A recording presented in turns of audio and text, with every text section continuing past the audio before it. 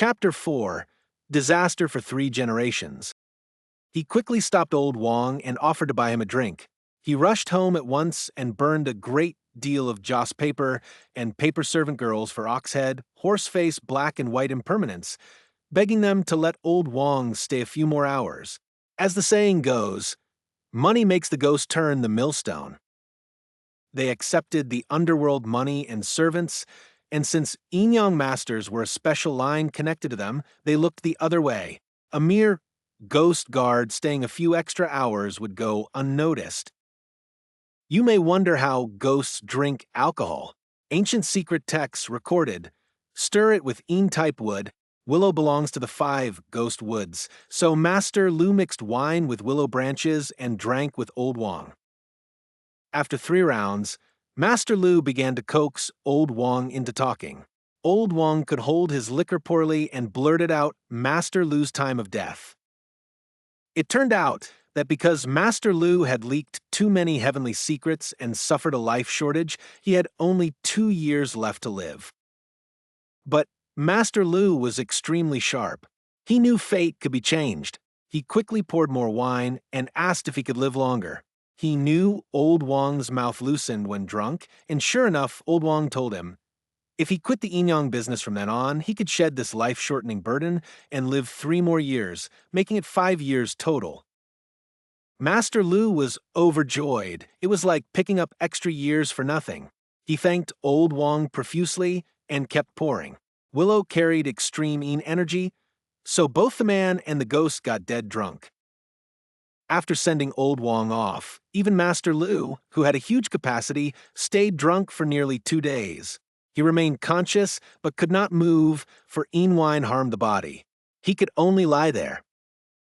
Thankfully, Madame Lu was kind and had Grandpa haul him straight to Zijiakan. Otherwise, disaster would have struck. The night before, Master Lu had used every last bit of strength to hand Grandpa the Fu character. Any later, and Grandpa and Grandma would have been dead. Grandpa's heart was full of mixed feelings, deep gratitude for being saved, and sorrow that his brother only had 5 years left. Master Lu waved his hand. Little brother, don't worry. This is all fate. After we eat and drink our fill, I'll help you break this calamity. Grandpa said, anxiously, but how can I let you do something that shortens your life even more? Master Lu downed a cup of wine and smiled. Everything is predestined. Besides, I've studied the Tao since I was little. I can't say I aim to save all living beings, but I've been upright and never done a single shameful thing. This calamity is just my lot. Don't feel bad. If I ignored my own brother's trouble, I'd live the next 5 years in regret. Grandpa and Grandma were moved to tears. They could say nothing but keep filling his cup and piling food on his plate. When the meal ended, Master Lu wasted no time. He told Grandpa to take him to where they dumped the bandit's body. Grandpa led him to the back mountain called One Slice Mountain. It was never very tall. It was said an earthquake long ago split it in 2. One half collapsed, the other stayed whole. From a distance, it looked as if a giant sword had chopped it in half. Snow had fallen 2 days earlier, and the drifts were knee-deep, hard to walk through. They stumbled to the dumping site, and Grandpa immediately saw something was wrong. How could the body still be intact after 2 days? Wolves and dogs should have torn it apart. Master Lu signaled him to calm down. They brushed away the snow around the body, and Master Lu spotted the clue. The man's stomach was sunken. Anyone killed by scalding food should have a bloated belly. He ripped open the corpse's clothes, and his face turned ashen. The corpse's insides had been hollowed out. A weasel over a foot long, curled up inside, its belly round. Its jaws were clamped tight on the corpse's esophagus. The sight was utterly bizarre. Grandpa was too shocked to scream, cold sweat breaking out all over his back. Master Lu quickly counted on his fingers and understood most of it. He covered the body again and said, "This is very bad." Grandpa's heart raced. "What's wrong, brother? Tell me." Master Lu said grimly. As the saying goes, evil spirits thrive in troubled times. This beast is a fully matured yellow weasel on this mountain.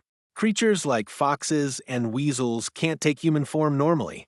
A fox must wear a human skull and worship the moon. A weasel must burrow into a corpse's belly to control it. This body was probably a local bandit killed and made into a puppet. It must have come down the mountain looking for food because of the snow. You killed it, and weasels hold terrible grudges. The morning you saw was the weasel's doing. Luckily, you came for me in time. Anyone who sees a weasel's mourning is dead within 3 days. Grandpa was terrified but knew Master Lu would save them. Brother, what do we do? Master Lu sighed, hesitating.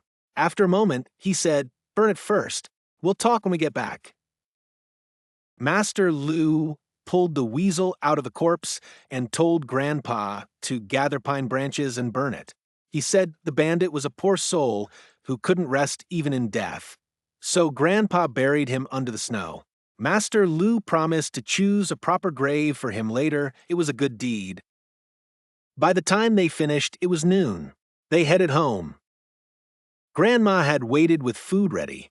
She set the table and asked how it went. Grandpa looked at Master Lu.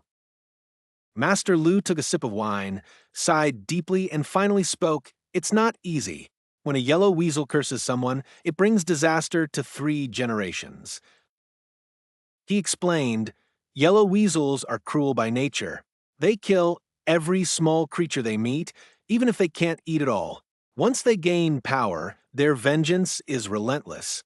If it can't kill you, it will torment your son, then your grandson. There are many weasels on the mountain, impossible to wipe them all out. The feud only ends when blood is repaid with blood or when your 4th generation is born.